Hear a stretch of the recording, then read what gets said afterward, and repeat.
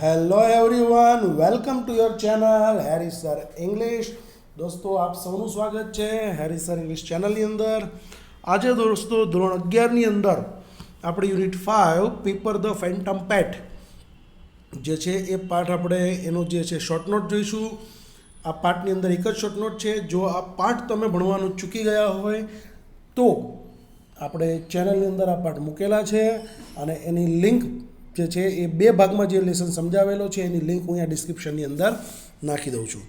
જો હજી સુધી તમે ચેનલને સબસ્ક્રાઈબ નથી કરી તો જલ્દીથી સબસ્ક્રાઈબ કરી દો, આ વિડીયોને લાઇક કરી દો અને શેર કરી દો. તો ચાલો દોસ્તો, રાહ ન જોઈએ. પેપર ધ ફેન્ટમ પેટ આ પાર્ટની સ્ટોરી જે છે, એક છે પેપર નામ આપેલું છે, એક ફેન્ટમ પેટ એક ભ્રામક પ્રાણી, કાલ્પનિક પ્રાણી, એની એમાં વાત કરી હતી. કેપ્યુસિન મંકી જે પિયા જે છે એના અંકલે એને આપ્યું હોય છે એની અહીંયા વાત કરેલી હોય છે. આ ચિત્રની અંદર તમને જે દેખાઈ રહ્યું છે એ કેપ્યુસિન મંકી છે. તો આ પાઠની અંદર છે એક જ શોર્ટ નોટ છે જે પૂછાઈ શકે છે, ખૂબ જ આઈએમપી છે, બરાબર, પરીક્ષાની અંદર. એટલે ખૂબ જ સરળતાથી અહીંયા મેં તમને સમજાવવાનો પ્રયત્ન કરેલો છે. એટલે જલ્દી ચલો ધ્યાન આપીએ, વધારે વાર નહીં કરીએ. પેપર ધ ફેન્ટમ પેટની શોર્ટ નોટ દોસ્તો, અહીંયા જે છે શોર્ટ નોટ છે એનું નામ છે પિયાસ પેટ પેપર, એટલે કે પિયાનું જે પાલતું જે પ્રાણી છે તે પેપર.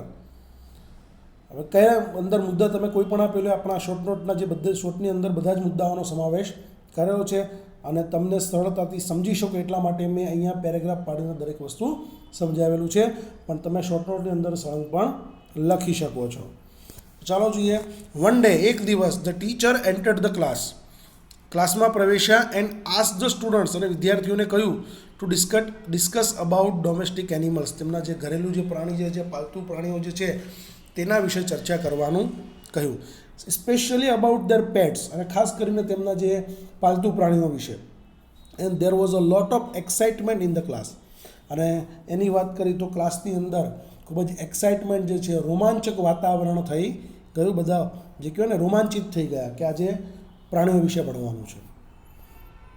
ત્યારબાદ students started to talk about pets one by one, પછી એક વિદ્યાર્થીઓએ પોતપોતાના જે પ્રાણીઓ જે છે તેના વિશે વાત કરવાનું શરૂ કર્યું. અંગોરા રેબિટની અંદર વાત થાય છે, બરાબર. પછી અલગ અલગ બીજું જે પ્રાણીઓ છે, રોટવીલર ડોગ છે, એની પણ વાત થાય છે.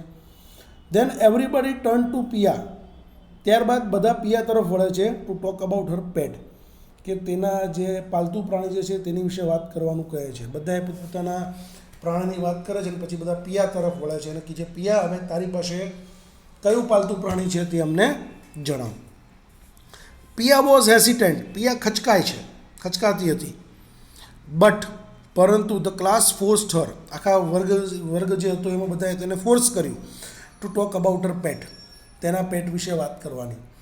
બધાએ પિયા થોડી ખચકાતા લાગી, ધ્રુજવા લાગી, બરાબર, ઉદાસ જે કહેવાય ને મૂંઝાઈ ગઈ થોડી, પરંતુ આખા ક્લાસે તેને તેના પાલતુ પ્રાણી વિશે વાત કરવા માટે ફોર્સ કર્યો. હર પેટ વોઝ અ ફિમેલ મંકી, અને તેની જે પ્રાણી હતું એનું પાલતુ પ્રાણી એ શું હતું? Female monkey. ફિમેલ એટલે સ્ત્રી, માદા જે વાંદરી કહેવાય, બરાબર, તે એનું પાલતુ પ્રાણી હતું. પછી પિયા જણાવે છે it was a rare capuchin monkey. Rare એટલે ભાગ્યે જ, દુર્લભ, ક્યારેક જ જોવા મળે, બહુ ઓછું હોય, જેનું મૂલ્ય બહુ વધારે હોય. રેર, ભાગ્યે જ જોવા મળે, એટલે કે તે બહુ rare capuchin monkey from South America. South અમેરિકાનું ભાગ્યે જ જોવા મળતું કેપ્યુસિન મંકી. આ કેપ્યુસિન છે એક મંકીની જે જાતિ કહેવાય, એની અહીંયા વાત કરેલી છે. એક સાઉથ અમેરિકાનું કેપ્યુસિન મંકી હતું. તમને આગળ હેડિંગની અંદર પણ મેં એનો ફોટો બતાવેલો છે. The monkey was given name Piper, અને એ જે મંકી જે છે એને નામ આપવામાં આવ્યું હતું વાંદરીને પીપર, એવું નામ આપવામાં આવ્યું હતું. એનું નામ છે, એટલે કે વાંદરીને પીપર નામ આપવામાં આવ્યું હતું. આગળ જોઈએ. આવ્યું હતું ક્યાંથી એ પ્રાણી? તો પિયાઝ uncle was animal specialist. Piano જે અંકલ જે છે એ પ્રાણીઓના નિષ્ણાત હતા, એનિમલ સ્પેશિયાલિસ્ટ હતા.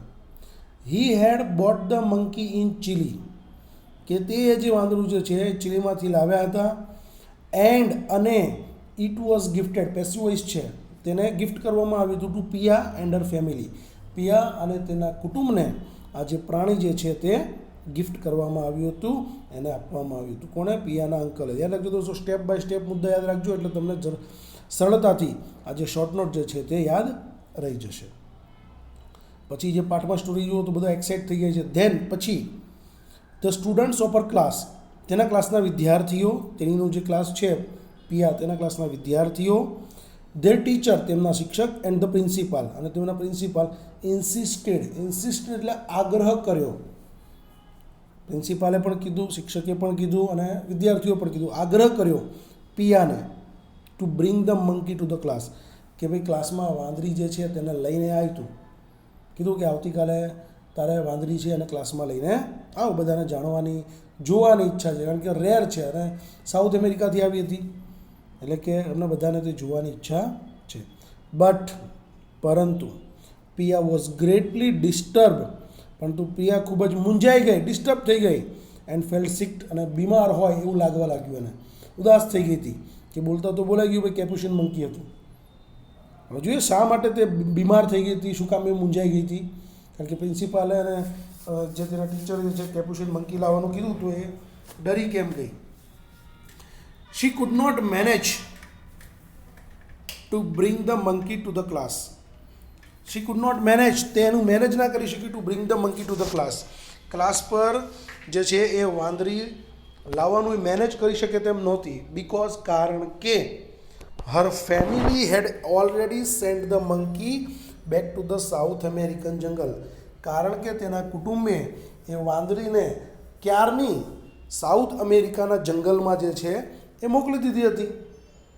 પણ પિયાને એના પ્રત્યે ખૂબ જ લગાવ હતો એટલે એણે વાત કરી, પણ ઓલરેડી એનો ભાઈ આવીને કહે છે અવિક કે ભાઈ અમે તો એને સાઉથ અમેરિકનના જંગલમાં મોકલી દીધી હતી.